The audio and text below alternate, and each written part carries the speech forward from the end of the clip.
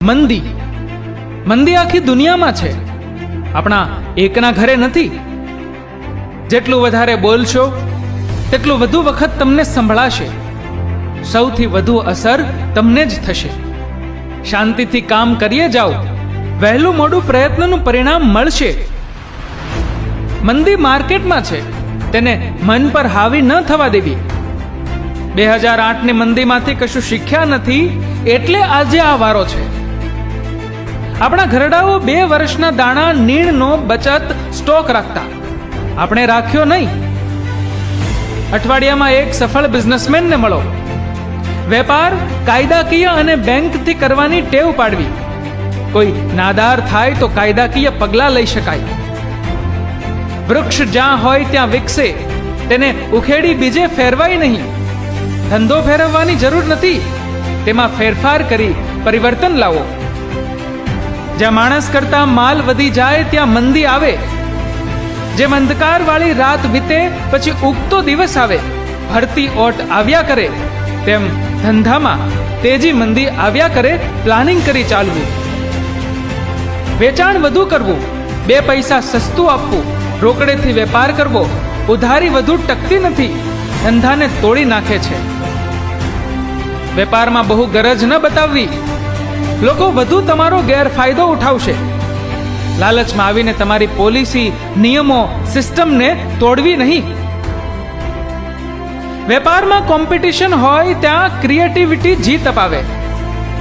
વેપાર નબળો પડવાનું એક કારણ છેલ્લા ઘણા સમયથી વેપારમાં કશું પરિવર્તન જ નહીં કર્યું હોય, ચેક કરવું. માર્કેટ નબળું નથી, લોકો તો પ્રોડક્શન વધારે છે. ભારતમાં દર કલાકે 51 બાળકો જન્મે છે. આ નવા કસ્ટમર જ છે. એક જાય ને બીજો ભટકાય છે.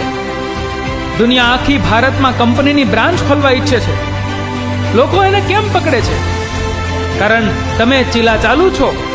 તમારી પાસે યુનિક વસ્તુ નથી, નવું નથી. એક કામ પર નિર્ભર ન રહેવું, બીજા કામ શીખતા રહો.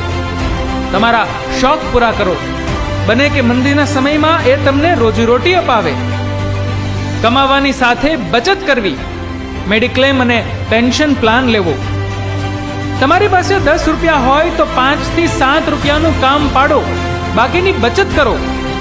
પરિસ્થિતિ તો ત્યારે ગંભીર બને જ્યારે રૂપિયા 10 હોય અને કામ 50નું. પરાજય શું છે? એ એક પ્રકારનું શિક્ષણ છે. કાંઈ પણ વધારે સારી વસ્તુ, સારી સ્થિતિ તરફ જવાનું તે પહેલું પગથિયું છે. બધે જ ગુણની પૂજા થાય છે, સંપત્તિની નહીં. પૂનમના ચંદ્ર કરતા બીજનો ક્ષીણ ચંદ્ર જ વંદનીય ગણાય છે.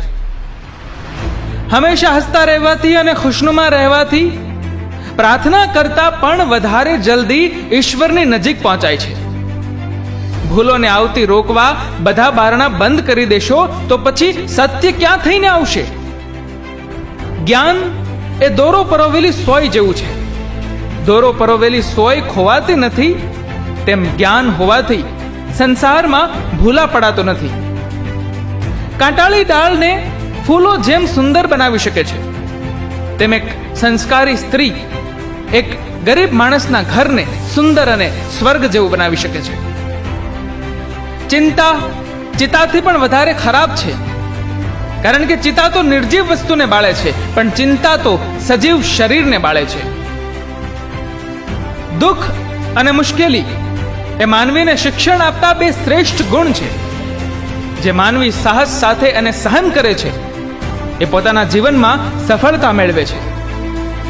જે આનંદ આપણે મેળવીએ છીએ તેનો થાક લાગે છે, પરંતુ જે આનંદ આપણે બીજાને આપીએ છીએ તેનો થાક લાગતો નથી. આપણી અડધી જિંદગી જૂની પેઢીને સમજવામાં જાય છે અને બાકીની અડધી નવી પેઢીને સમજવામાં જાય છે. મિત્રો, જો આ વિડીયો તમારા જીવનને સુખી બનાવવામાં મદદરૂપ બન્યો હોય તો વિડીયોને લાઈક, શેર અને ચેનલને સબસ્ક્રાઇબ પણ જરૂર કરજો. અને તમારા કિંમતી મંતવ્ય નીચે કમેન્ટ બોક્સમાં જરૂર જણાવજો.